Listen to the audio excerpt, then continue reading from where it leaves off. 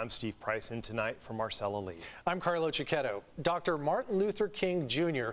visited San Diego a handful of times and agreed to one-on-one interviews with CBS 8 while he was here. We searched our archives and found 2 of those interviews, including one that hasn't aired in nearly 60 years. Martin Luther King Jr.'s trips to San Diego were short on time, but long on meaning, garnering support for the civil rights movement. In this newly discovered video from our CBS 8 archives, Dr. King spoke in 1962 with our respected longtime anchor Harold Keenan. Do you anticipate continued efforts to prevent Negroes from voting despite increased registration?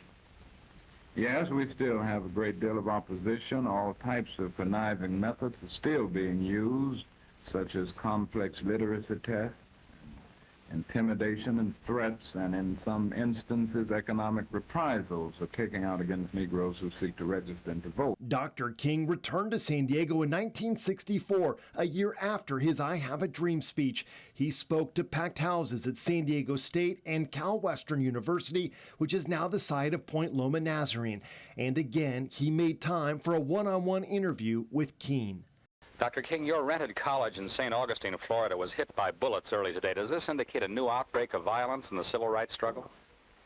Well, it does indicate that there are still recalcitrant forces alive in the South that will do anything to prevent integration. Several acts of terror have taken place. Some of my staff members were beaten last night.